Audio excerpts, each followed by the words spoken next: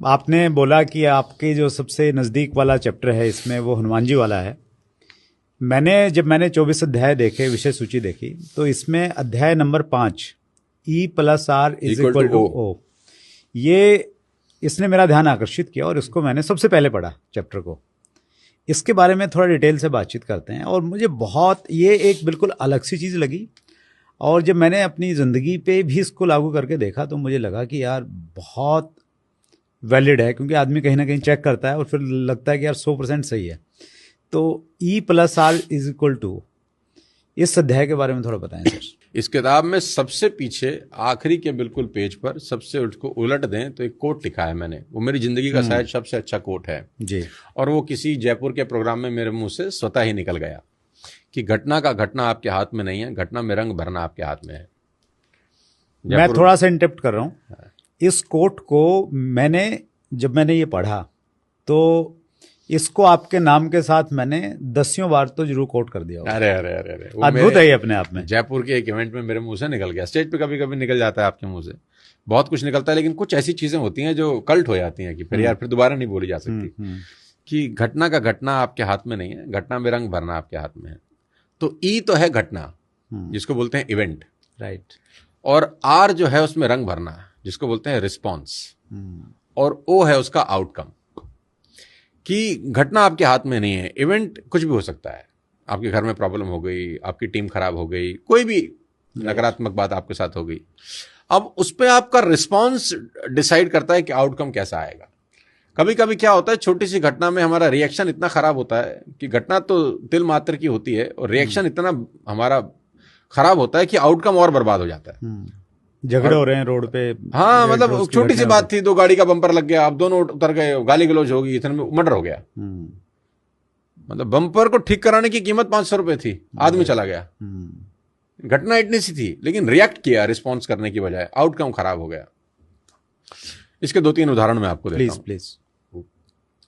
अब जब शूर्पणखा रावण के पास भागती हुई आई ना कि मेरी नाक काट दी, अब ये घटना है एक जी, ठीक, कि कोई गया, उसकी नाक कट गई, अपने भाई को कंप्लेंट कर रही है कि मेरी नाक कट गई, ये घटना है।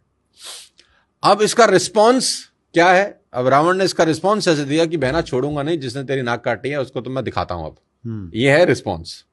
आउटकम में क्या हुआ? पूरा कुल समाप्त हो गया। ठीक, रिस्पॉन्स ऐसा भी हो सकता था कि वो शूर्पणखा से पूछ लेता कि तू वहां करने क्या गई थी। मतलब काउंटर क्वेश्चन पूछता ना कि तू क्या करने गई थी वहां, बता, सच सच बता, वहां तुम्हारे बीच में हुआ क्या।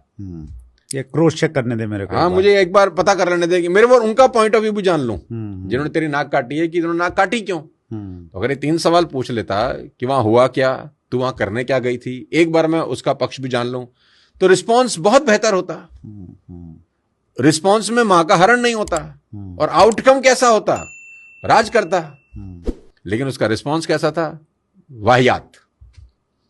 घटना तो सिंपल थी, लेकिन रिस्पॉन्स वाहियात था, तो आउटकम में कुल समेत मारा गया। अब दूसरा उदाहरण लो। द्रौपदी ने दुर्योधन को पानी में गिरते देखकर बोला, अंधे का बेटा अंधा। यह भी घटना है। यस, अंधे का बेटा अंधा। अंधा। अब उसका रिस्पॉन्स कैसे आया? उसने बोला, जब मौका मिलेगा तुझे बताऊंगा मैं। उसने चीर हरण किया।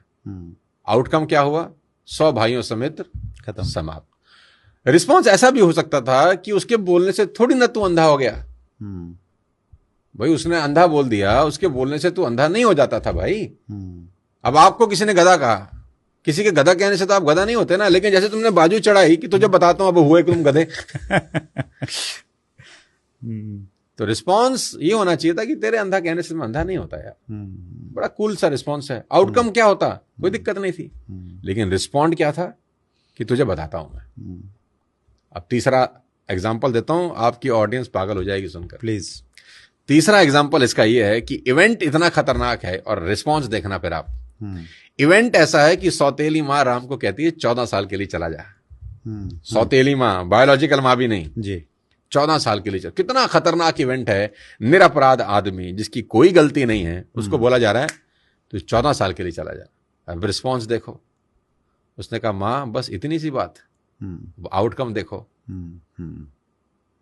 कि वो एक राजा मर्यादा पुरुषोत्तम भगवान राम में कन्वर्ट होके लौटे 14 साल के बाद। ये है आउटकम। और आउटकम इवेंट की वजह से डिटरमाइन नहीं होता, आउटकम रिस्पॉन्स की वजह से डिटरमाइन होता है।